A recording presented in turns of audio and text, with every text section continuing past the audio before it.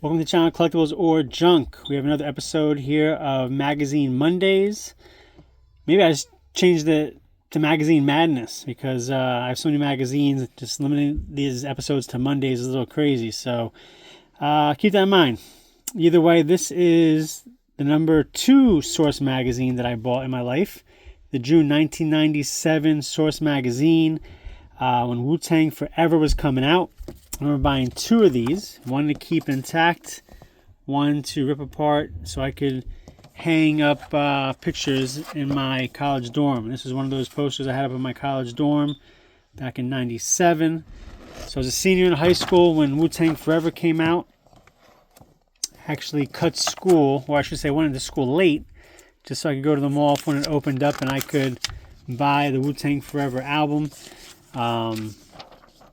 Wu-Tang was just top of the world at that time, especially being from New Jersey.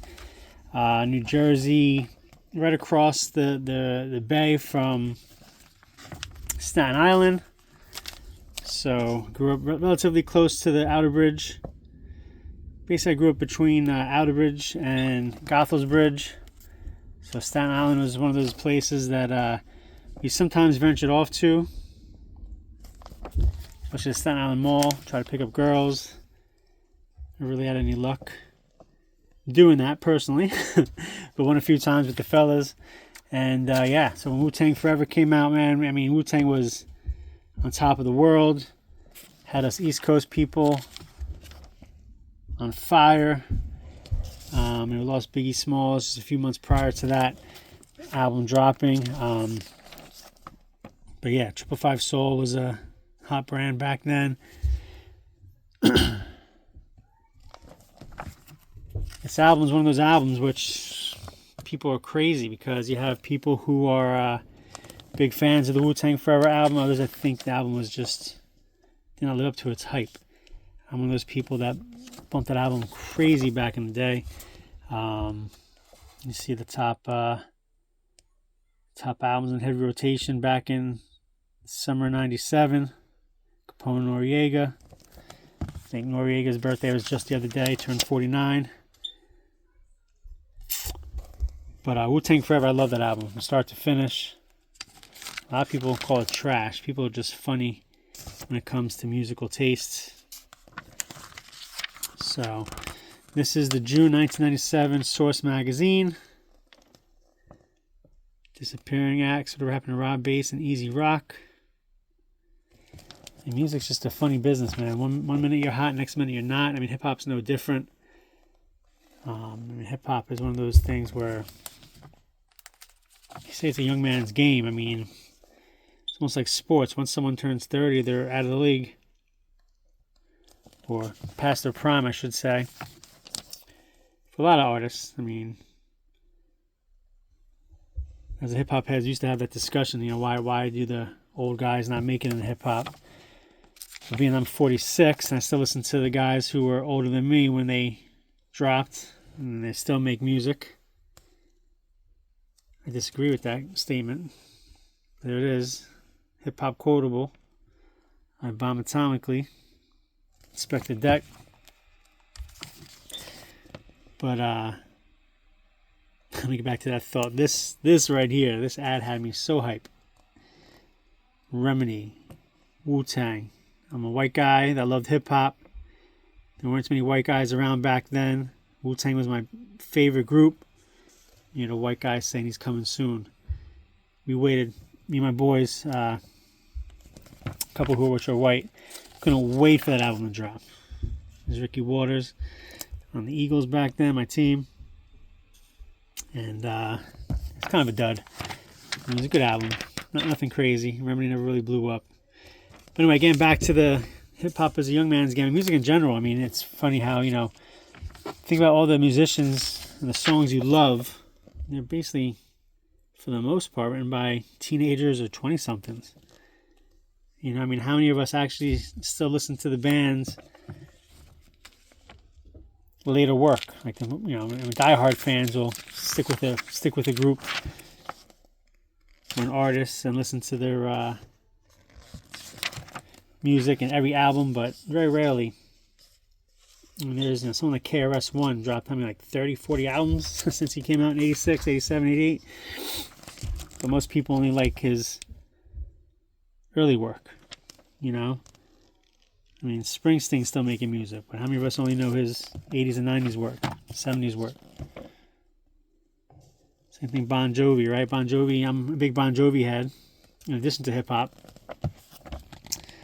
And he's dropped albums every few years. But the casuals only know Living on a Prayer, right? You could love a bad name. And as hip-hop heads, we sometimes have these discussions how, once someone gets old in hip-hop, they're forgotten about. But really, it's true for almost all genres of music.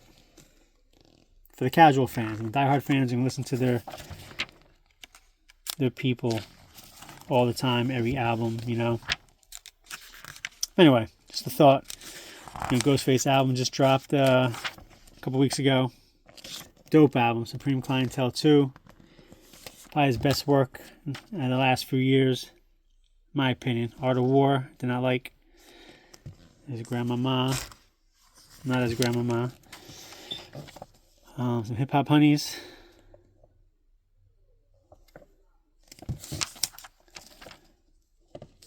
Look at that bonus material. So I bought this magazine for the Wu. Some extra goodies in there.